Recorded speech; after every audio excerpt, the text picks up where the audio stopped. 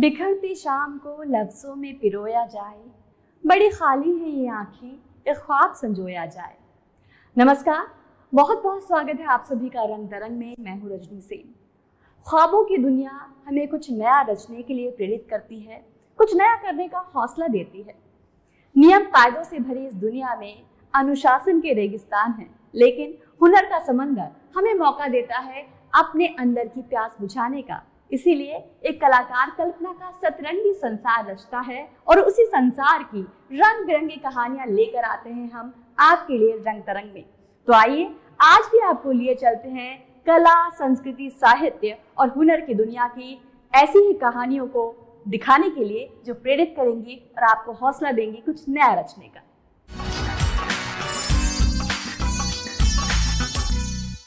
कभी आंसुओं के जरिए, कभी मुस्कानों के जरिए अपनी कहानी कहती रही हूँ। मैं एक नदी हूँ, हर दौर में मैं बहती रही हूँ। हमारी नदियाँ न केवल संस्कृति का दर्पण हैं, बल्कि हमारी संस्कृति में उन्हें माँ का दर्जा हासिल है, क्योंकि बिल्कुल एक माँ की तरह वो अपनी संतानों को, सभ्यताओं को पालती पोसती हैं। और एक ऐसी ही नदी थी कश्मीर की वितस्ता नदी, जिसके किनारे सभ्यताएं फली फूली, जहां कई धर्मों ने अपने आप को फिर से पहचाना। वितस्ता इसी नाटक के जरिए कश्मीर की कहानी हाल ही में रंगमंच के जरिए कही गई। मौका था ग्रीष्मकालीन नाट्य समारोह का। दिल्ली के एनएसडी में कश्मीर से आए कलाकारों ने जब अपने अभिनय के रंग उड़ेले तो दर्शक वाह वाह करते रह गए।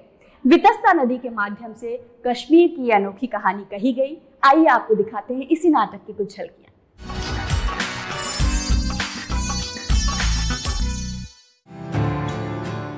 नदियां केवल जीवन के आधार, जल का स्रोत ही नहीं, बल्कि संस्कृति की वाहक भी रही हैं। इन्हीं नदियों के किनारे कई सभ्यताओं का जन्म हुआ और वे समृद्ध हुई। एक ऐसी ही नदी थी कश्मीर की जीवन रेखा मानी जाने वाली वितस्ता नदी, जिसे आज झेलम नदी के नाम से जाना जाता है। इसी नदी और कश्मीर पर उसके सांस्कृतिक प्रभाव की कथा कहते एक नाटक का मंचन पिछले दिनों राष्ट्रीय नाट्य विद्यालय में हुआ।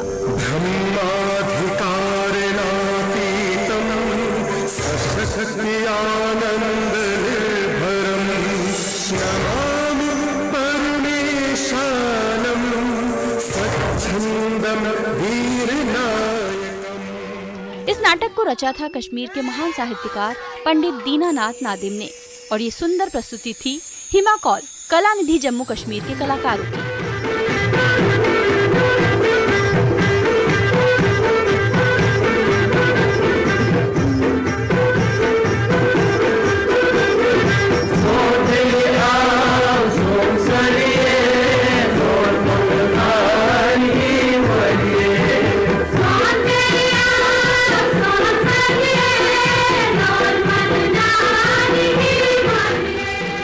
कश्मीर की घाटी ने कई धर्मों को फलते फूलते देखा। कश्मीरी पंडितों ने यहाँ संस्कृति और धर्म के दीप जलाए और कश्मीर को अनमोल सांस्कृतिक विरासत सौंपी।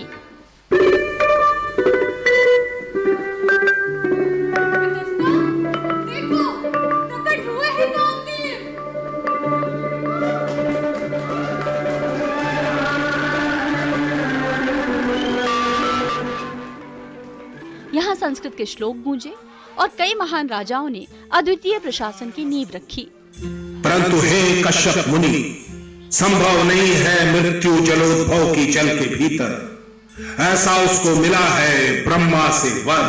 प्रभु, हम आए हैं लेकर आस, निवारण करे हमारी व्यथा का, ना लौटाए निराश। खास्तु हे अनंत, तुम अपने हल से करो खाली सतीसर का जल। जलहीन सतीसर में होगा जलोद्भव निर्बल। इस नाटक का निर्देशन भाषा सुम्बली ने किया था।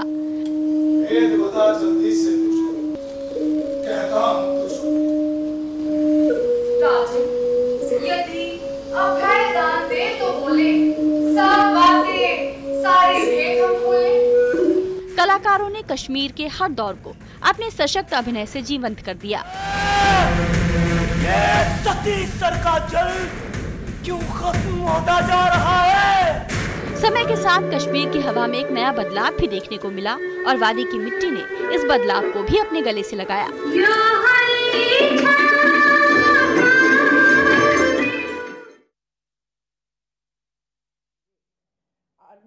आर्मी इंजीनियर लास्ट में, जो सबसे पहले होना चाहिए वो लास्ट में, कि आर्मी इंजीनियर रेजिमेंट और गोताखोरों का विशेष धन्यवाद। यहां से शुरू होना चाहिए था ना, कि अगर आर्मी इंजीनियर और रेजिमेंट नहीं होती तो आपके से तो खुल ही नहीं रहे थे। और फिर सबसे सोचने वाली बात जो है वो ये है कि गोताखोरा की टीम ने पानी के नीचे से सिल्ट कंप्रेसर द्वारा निकाली। भाई सिल्ट थी तो निकली, तो आपने 6,800 करोड़ रुपया कहां खर्चा अगर डीसिल्टिंग नहीं हुई यमुना की? और गेट जाम ही क्यों हुआ? अगर सिल्ट वहां नहीं थी तो गेट जाम कैसे हुआ? गेट जाम है क्योंकि आपने कोई काम ही नहीं किया है, और काम नहीं किया इस करके आर्मी की टीम्स को आना पड़ा, आर्मी एनडीआरएफ को आके लगातार काम करना पड़ा, और जो बंद टूटा उसको भी उन्होंने 20 घंटे के अंदर बना के दिया, क्योंकि इनके बस की तो वो भी नहीं था। अब मैं आपको एक कागज और दिखाना चाहती हूं, और वो कागज है डिस्ट्रिक्ट मैजिस्ट्रेट का। डिस्ट्रिक्ट मैजिस्ट्रेट ईस्ट जो है वो इसके कन्वीनर हैं, जो ये एपेक्स बॉडी होती है इससे रिलेटेड, फ्लड कंट्रोल से रिलेटेड। उन्होंने कहा कि इट इज पर्टिनेंट, और ये चिट्ठी की तारीख है 19 जून की ये चिट्ठी है। इसमें इन्होंने कहा it is pertinent to mention that during last year in the year 2022 no formal Apex committee meeting was held and the flood control order 2022 was issued by Honorable Deputy Chief Minister for its implementation and taking necessary action by all concerned departments and agencies। 2022 से Apex control body, जो flood control body है, उसकी कोई meeting नहीं हुई। इन्होंने meeting मांगी। इन्होंने जब मीटिंग मांगी तो वो मीटिंग 19 तारीख के लिए, जब ये मीटिंग के कागज मूव किए गए 21 तारीख के लिए रखी गई, तो अरविंद केजरीवाल जी राजस्थान में बैठे थे।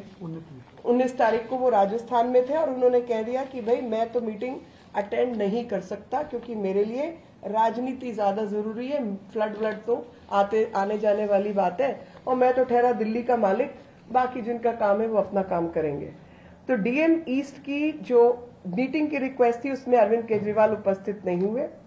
फिर 21 की तारीख सजेस्ट की गई, और 21 तारीख की जो मीटिंग मैंडेटरली कन्वीन होनी चाहिए थी लास्ट वीक ऑफ जून में, उसमें भी ये अनुपस्थित थे, और फाइल को सबमिट किया गया रेवेन्यू मिनिस्टर आतिशी मरलेना जी के द्वारा उसके बाद मीटिंग की अगली तारीख तय होती है 30 तारीख, कि भाई मेरी जगह वो अटेंड करेंगी, 30 तारीख को आप ये मीटिंग रखवा लीजिए। और 30 तारीख की जो मीटिंग है वो भी पोस्टपोन हो गई, which was scheduled to be held on 3rd July 2023 at 3 PM was postponed and shall now be held on 6th July। ये हालत है जी। तो दिल्ली में जब कम पानी, जो बात हमने शुरू की थी, वो बात शुरू की थी कि कम पानी आने पर दिल्ली में बाढ़ आई है। इससे अधिक पानी पहले आ चुका है, और उस पानी के बावजूद बाढ़ नहीं आई। बाढ़ की जो कार्रवाई हुई उसके पीछे जो सबसे बड़ा कारण है वो डिसिल्टिंग ना होना, और जो लोग को काम पे लगाना था उनको काम पे नहीं लगाए देना जाना, और इमरजेंसी के दौरान आर्मी और एनडीआरएफ की टीम्स जो लगी हैं, ये उनका रेगुलर काम नहीं है जी। ये काम जिनका है वो फ्लड कंट्रोल डिपार्टमेंट के अंदर 200 से ऊपर लोग भर्ती हैं, ये काम उनका है, और वो किसी आदेश का इंतजार कर रहे थे काम करने के लिए, वो आदेश उनको नहीं दिया गया। उनका बजट गैर नियमित ढंग से बाकी तमाम जगहों पे इस्तेमाल होता है सिवाय फ्लड कंट्रोल के, क्योंकि वो हस्ताक्षर भी अंडर द बिजनेस रूल्स या तो मुख्यमंत्री के थे। अब डिप्टी मुख्यमंत्री जो है वो जेल में बैठे हैं, तो मुख्यमंत्री के पास तो बाकी और सब काम है, राजस्थान घूमने का। आतिशी मरलेना जी के पास भी बहुत काम है, फ्लडिंग का कोई काम उनके पास है नहीं। ऐसे में जो फ्लड की सिचुएशन दिल्ली में बनी है और जिन कारणों से बनी है, मेरे 2 या 3 प्रश्न हैं। पहला प्रश्न तो मेरा ये है कि ये बताए दिल्ली सरकार कि 25,000 से अधिक लोग जो हैं वो लोग सड़कों पर आए बैठे हैं और रिलीफ कैंप के अंदर उनके लिए इंतजाम जो है वो भारतीय जनता पार्टी के कार्यकर्ता, जैसे कोविड के दौरान पशुओं को बचाने में, पशुओं को भोजन देने में, लोगों को काम बचाने में, भोजन पहुंचाने में, गुरुद्वारों का इस्तेमाल करें, मंदिरों का इस्तेमाल करें, पका हुआ खाना भेजें, वो दवाइयां भेजें, ये सब काम भारतीय जनता पार्टी के कार्यकर्ता करें। मगर इनके लोग कहाँ गायब हैं? और उनको सबसे बड़ी बात, कोई भी आज आप उठा के देख लीजिए, तुरंत घोषणा होती है कि जिन जिन को नुकसान हुआ इतना इतना पैसा सरकार उनको देगी। आज तक ये ऑर्डर क्यों नहीं हुआ है? आज तक कॉम्पनसेशन का ऑर्डर इन्होंने क्यों नहीं किया है कि जिन लोगों के घर बार बर्बाद हो गए उनको क्या कॉम्पनसेशन मिलेगी? इन्होंने उसके ऊपर कोई ध्यान नहीं दिया। भोजन की कोई व्यवस्था नहीं की, पानी का कोई इंतजाम नहीं किया, टॉयलेट की कुछ व्यवस्था नहीं। वो अब आके वो चीजें शुरू हुई हैं, अब काम शुरू हुआ है। दूसरी चीज, राजनीति हर बात पे करना। आपने देखा फ्लड्स के दौरान राजनीति, आपने देखा कोरोना के दौरान राजनीति, और आपको मैं याद दिलाना चाहती हूँ किसानों के ऊपर राजनीति। जब किसान के अंदर किसान मोर्चा लगाए बैठे थे तो आतिशी मरलेना, सौरभ भारद्वाज और तमाम लोग भोजन, ड्राई फ्रूट ले लेके वहां रोज जाके बैठ रहे थे। आज पल्ला से लेकर वजीराबाद तक का जो रास्ता है, उस पूरे इलाके के अंदर दिल्ली के किसानों की फसलें बर्बाद हो गई हैं। उन किसानों की सुध कौन लेगा जी? मुख्यमंत्री तो आप हैं, तब तो आप किसानों की चिंता दिखा रहे थे। आज किसानों की फसलें बर्बाद हो गई हैं, आपने कौन सा पैकेज घोषित किया? कुछ पैकेज घोषित करेंगे या वहां जाके फिर दोबारा से फोटोशूट का टाइम हो जाएगा? तो मुझे लगता है कि आज इस प्रेस कॉन्फ्रेंस के बाद ये वापस फोटोशूट पे लग जाएंगे, वहीं गांव देहात में घूमने लगेंगे जहां से ये आज तक गायब थे और दिख नहीं रहे थे। आज मैं बार बार सोच रही थी, मैं कहा इनका कोई पोस्टर नहीं आया, बड़े दिन हो गए। मैं कहा नहीं तो पोस्टर आ जाना चाहिए था कि मैं चाहता हूं कि घर से आप कोई ना निकले और वर्क फ्रॉम होम चालू करें। ऐसा पोस्टर जैसे वैक्सीन के लिए आता था कि वैक्सीन लगवाई क्या, तो ऐसा ही काम को लेके कोई पोस्टर आ जाएगा कि वर्क फ्रॉम होम करें और काम आप घर से करें, घर से मत निकलें। अभी तक नहीं आया, शायद अब फोटोशूट का टाइम शुरू होगा। तीसरी चीज, ड्रेनेज सिस्टम दिल्ली का, क्योंकि इनकी अपनी ट्वीट मैं आपको पढ़ के दोबारा बताना चाहती हूँ। उस ट्वीट के बाद जो इन्होंने लिखा है उसी थ्रेड पे, और वो लिखा है दिल्ली में अलग अलग कारणों से पानी आया है। ध्यान से सुन लीजिए, हथनी कुंड से नहीं आया, अलग अलग कारणों से आया है। ये केजरीवाल जी की खुद की ट्वीट है। यहां आईटीओ में ड्रेन में ब्रीच है जिसको आर्मी ने आके ठीक किया है, की वजह से तो राजघाट पर नाले से पानी के बैकफ्लो के कारण पानी भरा है। बैकफ्लो तब होता है जब आगे बंद होता है, क्योंकि ये सब ग्रेविटी पे चलता है, नीचे की तरफ ही जाएगा पानी। तो बैकफ्लो हो रहा है का मतलब आगे जगह नहीं है, तभी बैकफ्लो है ना, यानी नालों की डिसिल्टिंग नहीं हुई है, नदी नाले भरे पड़े हैं। और वो नहीं हुई क्योंकि पिछले 2 साल से मीटिंग ही नहीं हुई है। कई अन्य जगहों पर यमुना के ओवरफ्लो होने की वजह से पानी आया है, धीरे धीरे काम चल रहा है, लोगों को राहत मिलेगी। बहुत अच्छे। अब मैं ड्रेनेज प्लान की आपसे बात करना चाहती हूँ। 2018 में आईआईटी दिल्ली ने सुएज का ड्रेनेज प्लान बना के दिया है, और आईआईटी दिल्ली ने जो सुएज का ड्रेनेज प्लान बना के दिया तो आईआईटी दिल्ली कंसल्टेंट थी। 2018 से आप अंदाजा लगाओ 5 साल निकल गए। 5 साल के अंदर कंसल्टेंट के ऊपर दूसरा कंसल्टेंट रखा जाना है, इसकी कंसल्टेशन चल रही है।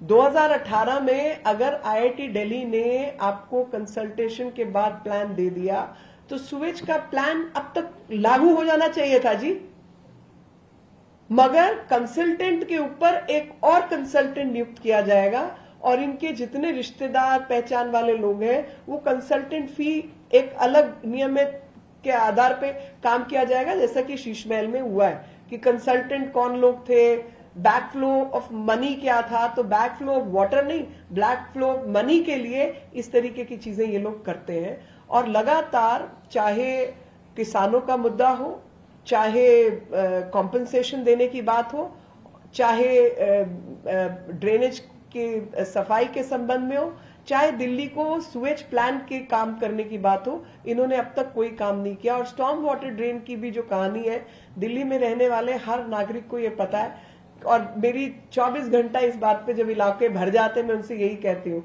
जब एमसीडी बीजेपी के पास थी, ये यही बात करते थे। मैं कहा मुझे ये कोई आके बता दे कि जो स्टॉर्म वाटर ड्रेन है, जहां बारिश का पानी आता है, वो पानी जाता कहाँ है? कोई वो जगह मुझे दिखा दे जहां पानी की रिजर्वायर बनी हुई है स्टॉर्म वाटर ड्रेन से पानी को हार्वेस्ट करने के लिए। तो जवाब है ऐसा कुछ व्यवस्था नहीं है।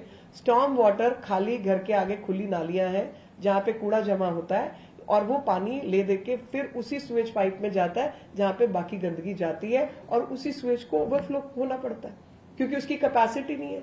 अलग किस्म का भ्रष्टाचार है। तो स्वेज पाइप की जो गहराई है वो 10 फुट के नीचे होनी चाहिए, 15-20 फुट पे होनी चाहिए। उस सब के सब स्वेज पाइप 2.5 या 5 फुट के ऊपर, 5 से कम ही में पड़े हुए हैं, 2-2.5 फुट पे डले हुए हैं। तो ग्रेविटी, जो गुरुत्वाकर्षण बल है पृथ्वी का, वो तो नीचे ही खींचेगा, तभी तो बेसमेंट में पानी आएगा। जब स्वेज का पाइप ऊपर है, आपकी बेसमेंट नीचे है, तो वो फ्लड करेगी। तो दिल्ली की जो अव्यवस्था है, चाहे वो ड्रेनेज प्लान की हो, और आखिरी चीज जो एनक्रोचमेंट फ्लड प्लेन्स के ऊपर हुए पड़े हैं, ओखला जैसी जगह जहां पे इनके ही एमएलए हैं, और वहां पर लगातार, मैं वापस आपके माध्यम से याद दिलाना चाहती हूँ दिल्ली को कि 5 दिन के लिए आर्ट ऑफ लिविंग ने यमुना फ्लड प्लेन पे वातावरण शुद्ध करने के लिए कार्यक्रम किया था, जिसमें काफी लोग आए थे। उनको 5 करोड़ का जुर्माना था यमुना फ्लड प्लेन पे कार्यक्रम करने के लिए 5 दिन, जो कि वो अपना सारा साफ करके गए थे, कोई गंदगी नहीं मचा के गए थे, प्लास्टिक के खिलाफ थे वो लोग। उनको 5 करोड़ का जुर्माना लगाया, लेकिन जो 5 मकान से लेकर 50 मकान रोज के वहां खड़े कर रहे हैं, उनके ऊपर क्या कार्रवाई हो रही है? Supreme court, high court, green tribunal, कोई तो कार्रवाई करो जी। यमुना फ्लड प्लेन की रुकावट तो पैदा आप लोग कर रहे हैं, यमुना फ्लड प्लेन की और बहुत तरीके से रुकावट हो रही है। तो उन रुकावटों को जब तक आप दूर नहीं करेंगे, दिल्ली के मौलिक काम आप नहीं करेंगे, तब तक सुधार दिल्ली में कैसे होगा? और 9 साल से कोई मास्टर प्लान नहीं है। 6,800 करोड़ रुपया जो इरिगेशन फ्लड डिपार्टमेंट का है, वो कहाँ खर्च हुआ, हमको वो जानकारी नहीं है। और 3.5 लाख क्यूसेक के अंदर अगर बाढ़ आ जाती है तो उसका जिम्मेवार कौन है, ये भी जवाब दे दीजिए। और कृपया करके दूसरों पर ब्लेम घड़ने से पहले आप ये बताइए कि आप किस किस चीज के लिए जिम्मेवार हैं और आपने क्या क्या काम किया है। बहुत बहुत धन्यवाद। ये तो प्रश्न हो तो क्या माना जाए कि फ्लड नियंत्रण विभाग में भ्रष्टाचार है? मैं तो इस विषय में अंदाजे ही लगा सकती हूँ, पर आपके माध्यम से ये जानकारी जरूर जानना चाहती हूँ कि 3.5 लाख 59,000 क्यूसेक जो पानी है वो छोड़ा गया है। ये अपनी इनकी भाषा में कहा गया है 10 तारीख की प्रेस कॉन्फ्रेंस में, और उतने में बाढ़ आई है। तो वो बताएं कि क्यों आई है। फ्लड गेट बंद थे, क्योंकि अगर आर्मी ने जाके उसको सिल्ट को हटाया है तो सिल्ट आई कहां से, और फ्लड गेट बंद क्यों हुए? क्योंकि वहां पे सिल्ट थी तो हटी ना। और दूसरा ये बता दें कि ड्रेजिंग आपने यमुना की कब आखिरी बार करवाई थी? और फ्लड गेट या बंद जो नए बनने चाहिए 78 के बाद, भाई 12 साल से तो आप मुख्यमंत्री हैं, 9 साल से तो नहीं, 12 साल से मुख्यमंत्री हैं, तो आप हिसाब देना कि आपने 12 साल में कौन से साल में ड्रेजिंग करवाई है, वो बताएं। मैम, इससे आगे एक सवाल है कि ऑर्डिनेंस को लेकर कांग्रेस पार्टी ने सपोर्ट कर दिया है आम आदमी पार्टी का, और आम आदमी पार्टी इसे काफी सकारात्मक तौर पर देख रही है। उन्होंने कहा कि एक सही कदम है। आज मेरी प्रेस कॉन्फ्रेंस दिल्ली की फ्लड सिचुएशन पर है, और मैं चाहूंगी कि आप इसको अच्छे से कवर करें, क्योंकि दिल्ली की आवाज लोगों तक, जनता तक जानी चाहिए, और सही प्रश्न और उनके उत्तर सामने आने चाहिए। जी, आम आदमी पार्टी का कहना है कि साजिशन तौर पर इसको दिल्ली में बाढ़ लाने के लिए बीजेपी जिम्मेदार। मैं वही बताना चाहती हूँ कि अगर साजिश हमें करनी होती तो इन्होंने खुद सबसे पहले क्या हवाला दिया, प्रधानमंत्री जी G20 आने वाला है। मतलब भाई मैंने तो जो करना था या नहीं करना था नहीं किया, अब G20 की धमकी आपके सिर पे, आके संभाल लो। हाँ, साजिश तो तुम कर रहे हो ना, हमें साजिश नहीं करनी। मैं तो आपसे पूछ रही हूँ, आप इधर उधर की ना बात कर, ये बता कि दिल्ली डूबी कैसे, और दिल्ली डूबी कैसे तो ये बता दो कि भाई ड्रेजिंग कब हुई, मुझे बताओ मीटिंग कब हुई। मीटिंग तक तो आपने ली नहीं है, मीटिंग के लिए आपके पास समय नहीं है। आप मुझे बताओ आपने जो लोग बेघर हो गए हैं उनको क्या कॉम्पनसेशन दे रहे हो, और क्यों अब तक आपने घोषणा नहीं की है? ना आपने दिल्ली की जनता के लिए जो बेघर हुए उनकी कॉम्पनसेशन की घोषणा की, जिनको पशुओं का, माल का, दुकान का नुकसान हुआ उसकी कॉम्पनसेशन दी, किसानों की खेती और फसलें बर्बाद हो गई उनको कॉम्पनसेशन नहीं दी। 2018 में IIT दिल्ली ने आपको स्वेज प्लान बना के दिया कंसल्टेंट के तौर पे, तो आपने कंसल्टेंट के ऊपर एक और कंसल्टेंट बनाने का कार्यक्रम क्यों बनाया? 18 से अब तक आपने उस कंसल्टेशन की रिपोर्ट को लागू क्यों नहीं किया? आप जवाब दीजिए। जी श्योर।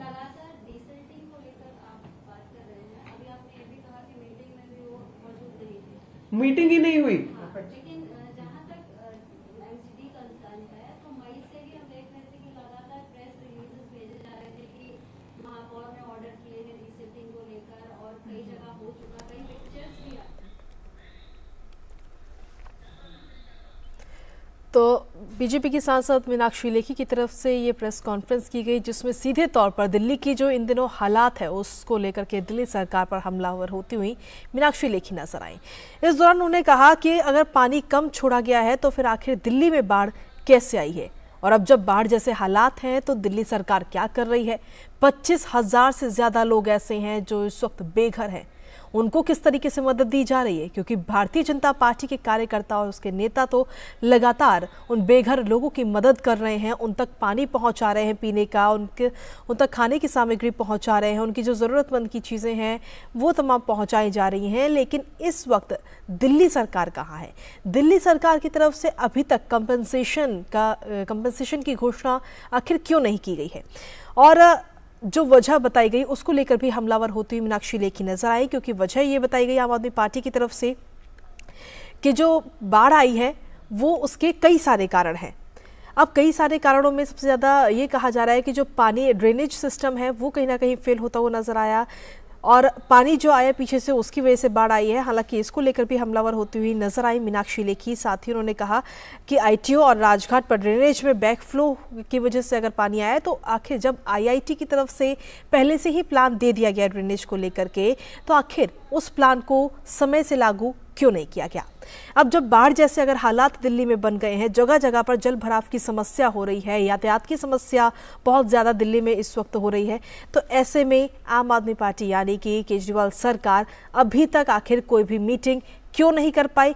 क्यों इन तमाम जो चीज़ें हमें नज़र आ रही है उस को लेकर के दिल्ली में जो अव्यवस्था है उस पर मीटिंग क्यों नहीं ली जा रही? अभी तक आखिर क्या कर रही है दिल्ली सरकार? कंपनसेशन की बात उन्होंने की कि आखिर जो लोग बेघर हुए हैं, जिनको पशुओं का नुकसान हुआ है या जिनका सामानों को नुकसान हुआ है, उनको लेकर के कंपनसेशन का ऐलान आखिर दिल्ली सरकार की तरफ से क्यों नहीं किया गया? तो ये तमाम बातें इस वक्त बीजेपी की सांसद मीनाक्षी लेखी की तरफ से की गई, और सीधे तौर पर दिल्ली के इन दिनों जो हालात बने हुए हैं बाढ़ जैसे, उसको लेकर हमलावर होती हुई मीनाक्षी लेखी नजर आई, आम आदमी पार्टी पर तमाम आरोप लगाए। खबरों का सिलसिला DD न्यूज पर यूं ही लगातार जारी है। फिलहाल इस बुलेटिन में इतना ही। नमस्कार।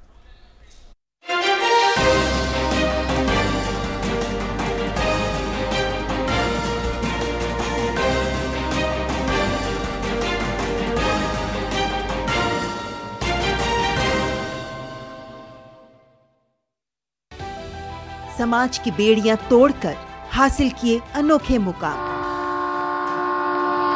उज्जवल भविष्य के स्वप्न के साथ उन्मुक्त गगन में भरी उड़ान, बाधाओं के बंधन काटकर साबित की अपनी पहचान, जो अपने बुलंद हौसलों से सामाजिक बेड़ियां तोड़कर लिख रही हैं वीरता की गाथाएं। मैं उन्मुक्त, मैं स्वच्छंद, मेरा ध्येय अनंत, मेरी दिशा अनंत।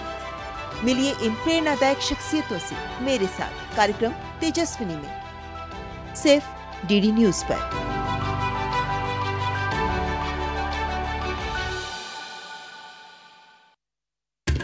संस्कृत में टेलीविजन की एकमात्र साप्ताहिक समाचार पत्रिका वार्तावली। न त्वम हम कामये राज्यम न मोक्षम न पुनर्भवम कामये दुख तप्तानाम प्राणी नामार्ति नाशनम। प्राचीन ज्ञान, विज्ञान, संस्कृति और विरासत के साथ आधुनिकता का अनूठा संगम।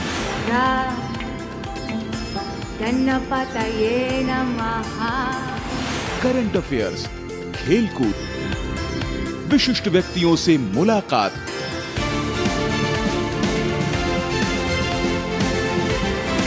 और लोकप्रिय फिल्मी गीत संस्कृत में।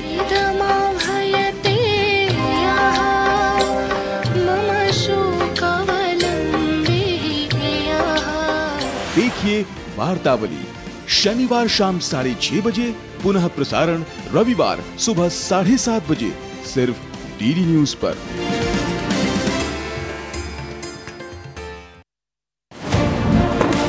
दुनिया की बिसात, शहमात का खेल, वैश्विक कूटनीति, सियासी तालमेल, उभरती नई विश्व व्यवस्था, पर्यावरण, अर्थव्यवस्था, ग्लोबल वार्मिंग ही नहीं, ग्लोबल वार्निंग भी। जंग का जुनून हो या शांति की पहल, सभी वैश्विक हलचल, खबर जो करे खबरदार, देश देशांतर से जिसका सरोकार, बात दुनिया जहान की, खबर दुनिया की। इंग्लैंड जाने का समय आ गया है। पहले पढ़ाई के लिए गया था, अब लड़ाई के लिए जाना होगा। श्यामजी कृष्ण वर्मा जी ने अंग्रेजों से हमारे भारत देश को आजाद कराने की एक बहुत सीधी सी योजना बनाई है। अगर ये कंट्रोल नहीं किया गया तो वो दिन दूर नहीं जब ये इंडिया हमारे कंट्रोल से बाहर निकल जाएगा। It's time for action. Bharat भारतीयों के लिए शीघ्र ही वो दिन आएगा जब हम अपने देश पे अपना ध्वज फहराएंगे। स्वराज में देखिए श्यामजी कृष्ण वर्मा की महान गाथा।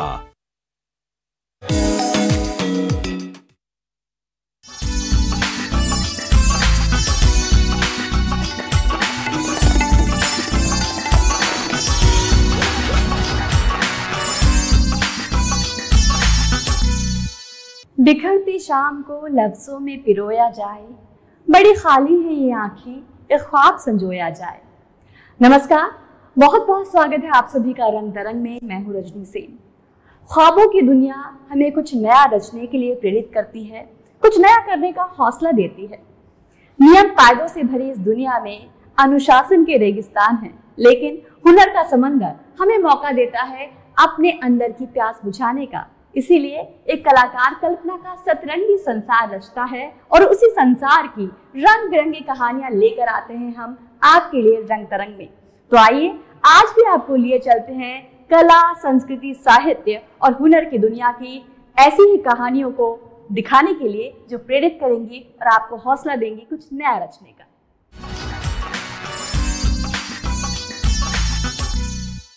कभी आंसुओं के जरिए, कभी मुस्कानों के जरिए अपनी कहानी कहती रही हूँ। मैं एक नदी हूँ, हर दौर में मैं बहती रही हूँ। हमारी नदियाँ न केवल संस्कृति का दर्पण हैं, बल्कि हमारी संस्कृति में उन्हें माँ का दर्जा हासिल है, क्योंकि बिल्कुल एक माँ की तरह वो अपनी संतानों को, सभ्यताओं को पालती पोसती हैं। और एक ऐसी ही नदी थी कश्मीर की वितस्ता नदी, जिसके किनारे सभ्यताएं फली फूली, जहां कई धर्मों ने अपने आप को फिर से पहचाना। वितस्ता इसी नाटक के जरिए कश्मीर की कहानी हाल ही में रंगमंच के जरिए कही गई। मौका था ग्रीष्मकालीन नाट्य समारोह का। दिल्ली के एनएसडी में कश्मीर से आए कलाकारों ने जब अपने अभिनय के रंग उड़ेले तो दर्शक वाह वाह करते रह गए। वितस्ता नदी के माध्यम से कश्मीर की अनोखी कहानी कही गई। आइए आपको दिखाते हैं इसी नाटक की कुछ झलकियां।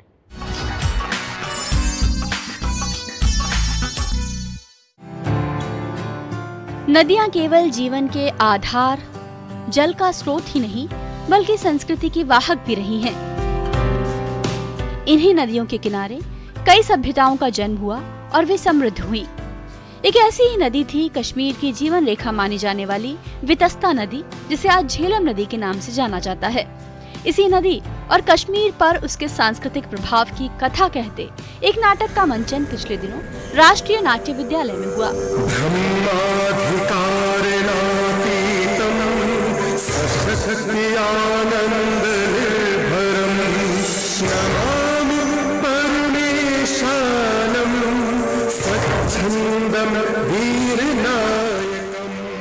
इस नाटक को रचा था कश्मीर के महान साहित्यकार पंडित दीनानाथ नादिम ने और ये सुंदर प्रस्तुति थी हिमा कौल, कला निधि जम्मू कश्मीर के कलाकारों की।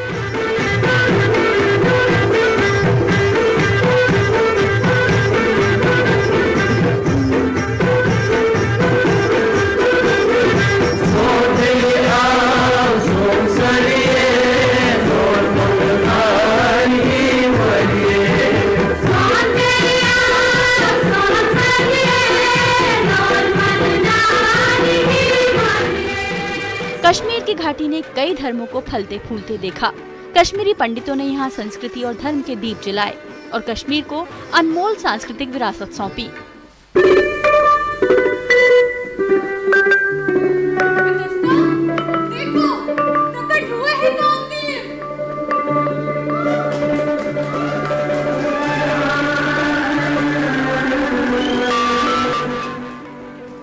यहाँ संस्कृत के श्लोक गूंजे और कई महान राजाओं ने अद्वितीय प्रशासन की नींव रखी। परंतु हे कश्यप मुनि, संभव नहीं है मृत्यु जलोद्भव की जल के भीतर, ऐसा उसको मिला है ब्रह्मा से वर। प्रभु, हम आए हैं लेकर आस, निवारण करे हमारी व्यथा का, ना लौटाए निराश। खास्तु हे अनंत, तुम अपने हल से करो खाली सतीसर का जल, जलहीन सतीसर में होगा जलोद्भव निर्बल। इस नाटक का निर्देशन भाषा सुम्बली ने किया था।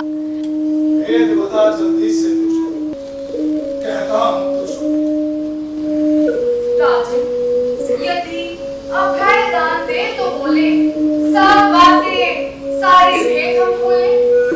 कलाकारों ने कश्मीर के हर दौर को अपने सशक्त अभिनय से जीवंत कर दिया। ये सतीसर का जल क्यों खत्म होता जा रहा है? समय के साथ कश्मीर की हवा में एक नया बदलाव भी देखने को मिला और वादी की मिट्टी ने इस बदलाव को भी अपने गले से लगाया।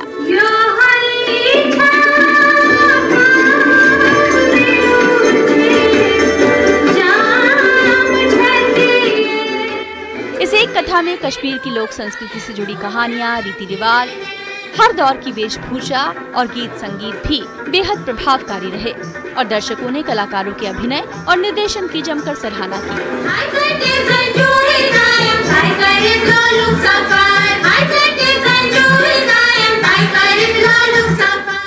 राष्ट्रीय नाट्य विद्यालय के ग्रीष्मकालीन नाट्य समारोह के अंतर्गत हुए इस नाटक वितस्ता ने एक बार फिर से साबित किया कि क्यों नदियों को हमारी संस्कृति में माँ का सम्मान मिला है और क्यों वे युगों युगों से न केवल जीवनदायिनी है बल्कि संस्कृति का दर्पण भी रही है।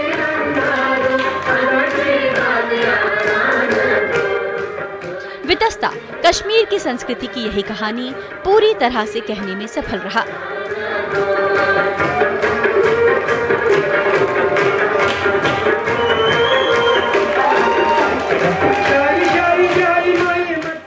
रंग तरंग डीडी न्यूज।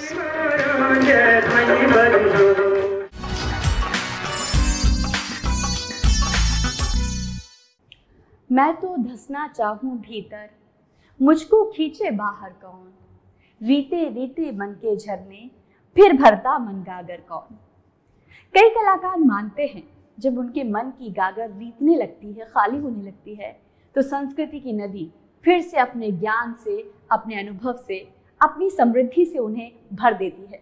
कलाकार मानते हैं कि भारतीय संस्कृति में वो ताकत है जो न केवल भारत को आगे बढ़ने का रास्ता दिखा रही है बल्कि आज पूरी दुनिया इस संस्कृति को नमन कर रही है और इसी संस्कृति को आगे बढ़ाने के लिए वर्ल्ड वाइड इंटेलेक्ट काउंसिल भी काम कर रही है।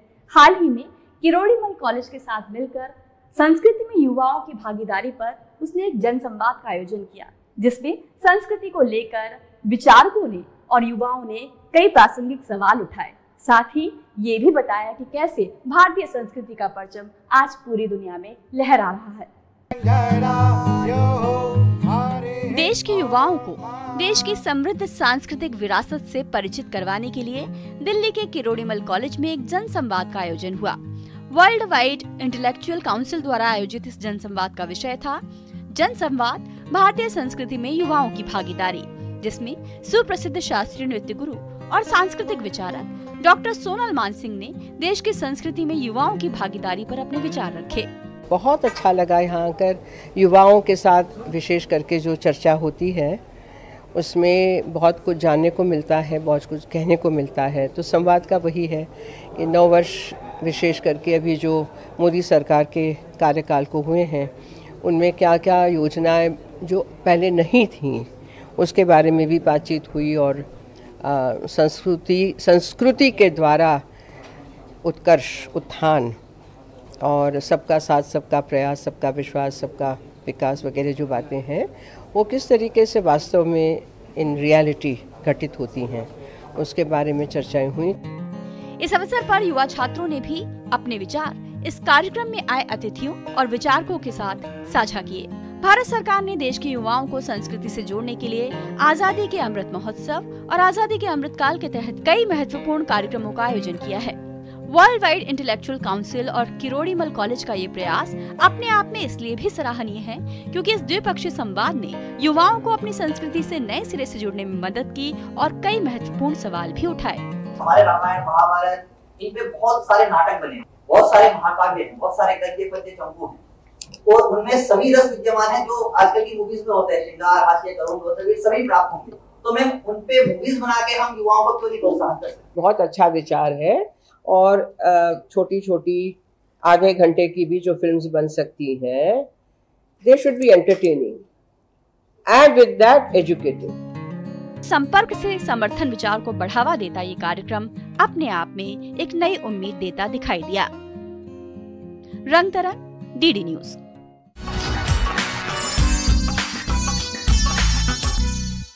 मैं सागर से भी गहरा हूँ, तुम कितने कंकर फेंकोगे, मैं चुन चुन कर आगे बढ़ूंगा, तुम कितना मुझको रोकोगे।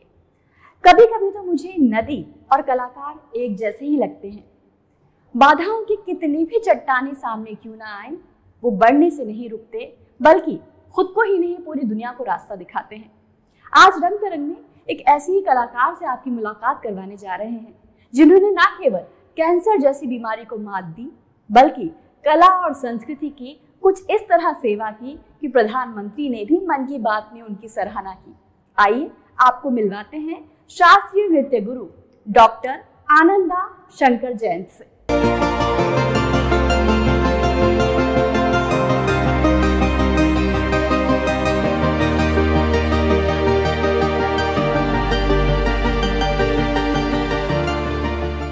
बहुत बहुत स्वागत है डॉक्टर आनंदा शंकर जयंत आपका रंग तरंग में। नमस्कार, बहुत बहुत शुक्रिया कि आपने हमें ये ब्यूटीफुल प्रोग्राम रंग तरंग में इनवाइट किया और I am very honoured, deeply honoured. Doctor Ananda, कुट्टी कहानी ये क्या है जिसकी प्रधानमंत्री ने मन की बात में सराहना की और इसकी प्रेरणा आपको कहाँ से मिली? रजनी, प्रेरणा तो कुट्टी कहानी का हमको मिला था प्रधानमंत्री जी से ही। 27 सितंबर 2020 में उनकी मन की बात में कहानियों के महत्व और कहानी और कथा सुनने से और कथा कहने से क्या क्या वैल्यूज हम सीख सकते हैं, इसके बारे में चर्चा किया था। तो आई फाउंड दिस बहुत बहुत इंस्पायरिंग है, बहुत इंस्पायरिंग हुआ। और आपको याद है कि वो टाइम में हम सब घर के अंदर लॉकडाउन में लॉकडाउन थे, तो हम ये सोच रहे थे कि बच्चे क्या कर रहे हैं।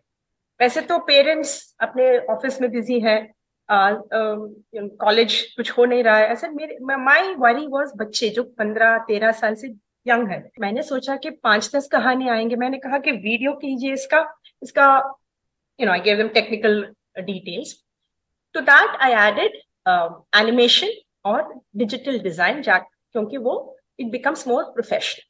पर पूरे भारत से मेरे को स्टूडेंट्स आए, बच्चे आए 11 लैंग्वेजेस में, और so many arts, multi art, Bharatanatyam, Kuchipudi, music, abhang.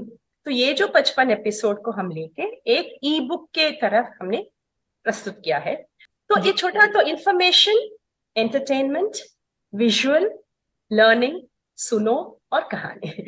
प्रधानमंत्री ने मन की बात में आपकी सराहना की, तो कैसा लगा, कैसा अवसर था वो आपके लिए?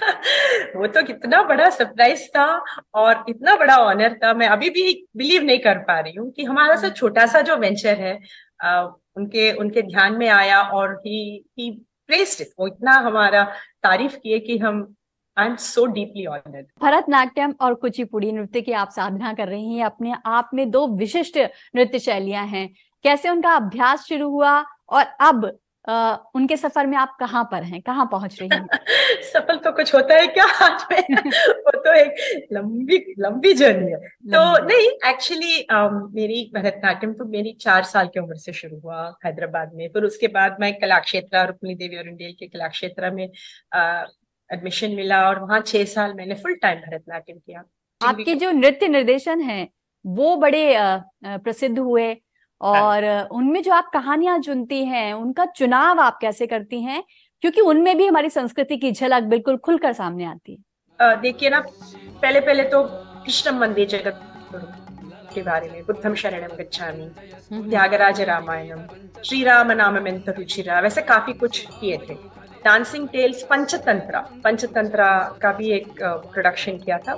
इसमें भी मेरा यही ख्याल था कि यंग ऑडियंस को हम हमारे संस्कृति में कैसे लाएं, भारतीय होने का उनका गर्व होगा।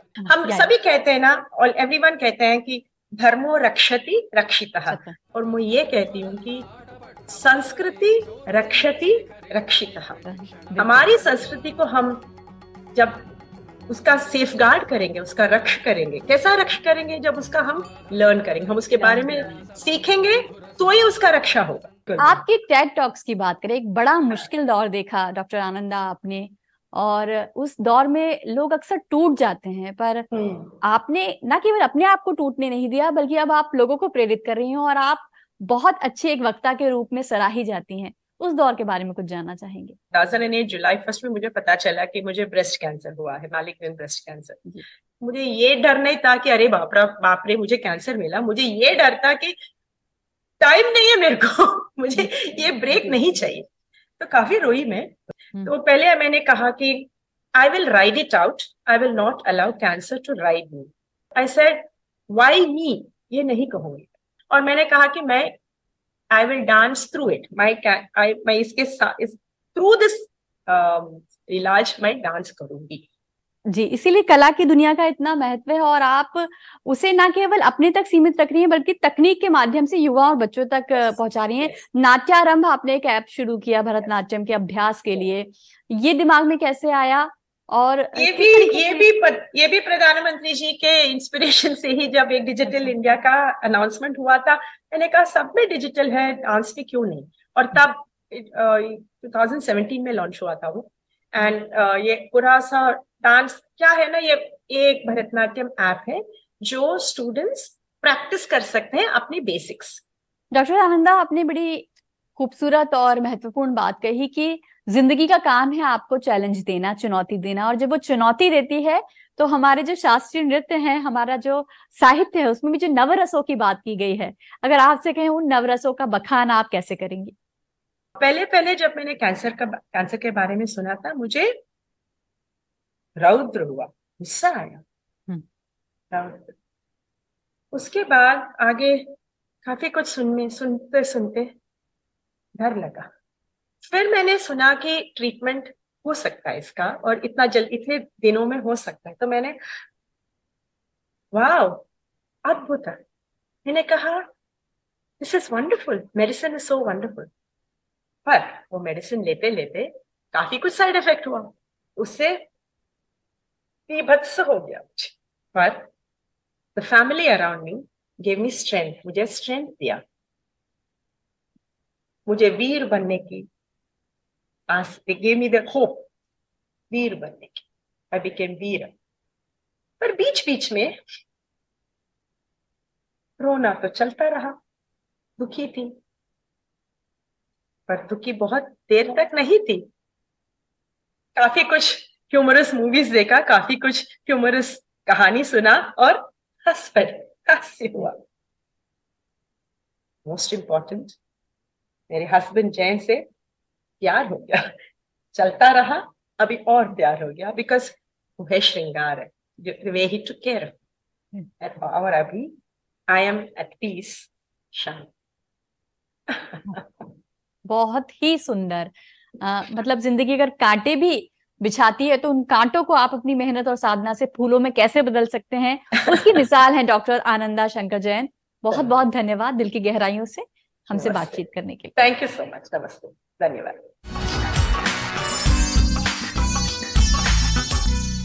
कुछ उदासी, कुछ मुस्कानें, कुछ बचपन, कुछ जवानी बिखेरेंगे, रंग आज इस जिंदगी की कहानी बिखेरेंगे। चित्रकार रंगों के माध्यम से न केवल अपने अनुभवों को बयां करता है, बल्कि उनके अनुभवों में, उनके रंगों में हम भी अपने से जुड़ी कहानियां ढूंढ पाते हैं। कुछ ऐसी ही कहानियां पिछले दिनों कही गई रंगों के माध्यम से, जहां बंगाल के कलाकारों ने न केवल बंगाल की संस्कृति के रंग उजागर किए, बल्कि हमारी और आपकी जिंदगी से जुड़ी कहानियां भी रंगों के माध्यम से बयां की। आइए आपको लिए चलते हैं इसी कला प्रदर्शनी में।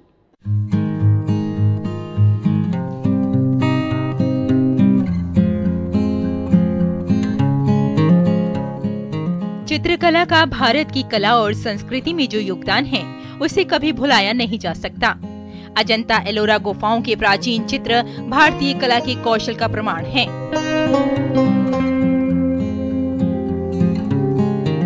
भारतीय कला से प्रभावित होकर आज भी चित्रकार अपनी कला को देश के साथ साथ विदेशों में भी पहुंचा रहे हैं।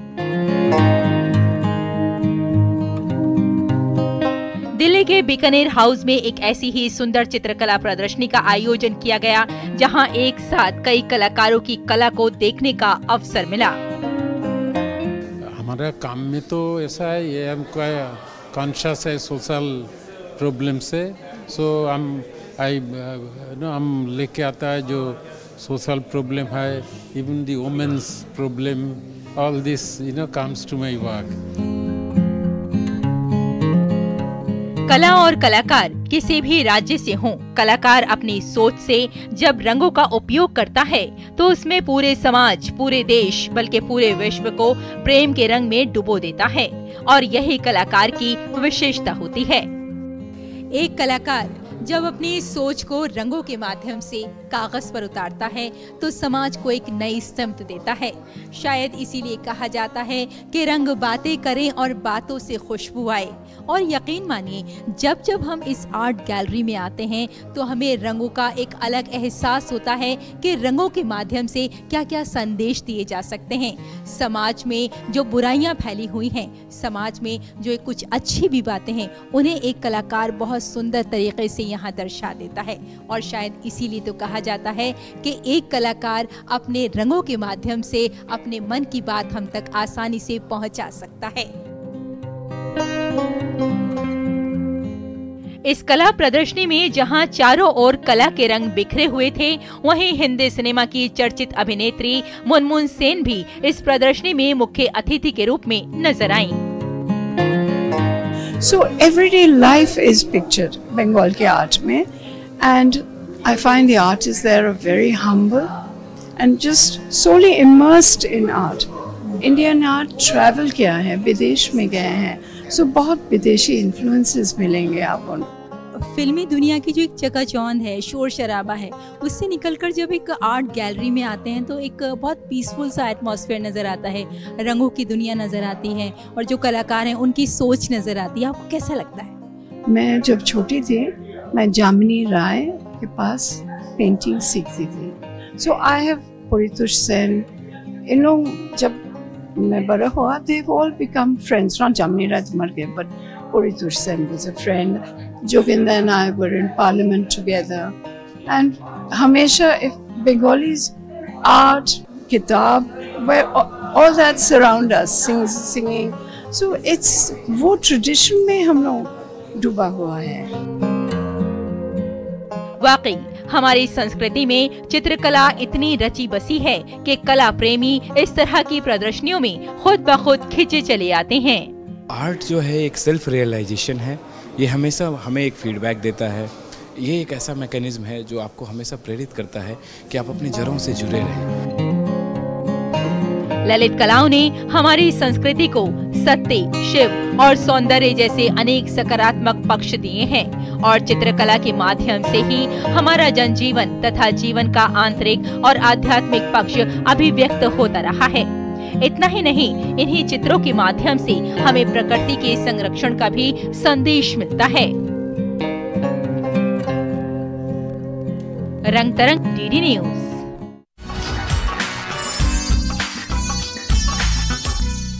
बढ़ता ही जा रहा है मेरी हर सांस के साथ, मेरा हौसला है या समंदर का पानी, खत्म ना कर पाएंगी इसे वक्त की हवाएं। मैंने दिल से शुरू की है जिंदगी की कहानी। जिंदगी की ये कहानियां जब कला के माध्यम से कही जाती हैं तो उनकी बात का असर कुछ और होता है, और ये असर रंग तरंग में हम आप तक पहुंचाते हैं ताकि कला, संस्कृति और साहित्य की दुनिया से आप जुड़े रहें। उम्मीद है कि आज के कार्यक्रम में जो कहानियां आप तक पहुंची हैं वो आपको प्रेरित करेंगी, कुछ नया रचने का हौसला देंगी। इसी उम्मीद के साथ कि आप कला की दुनिया से, संस्कृति की दुनिया से, हुनर की दुनिया से जुड़े रहेंगे। फिलहाल आज मुझे और मेरी पूरी टीम को दीजिए अनुमति। नमस्कार।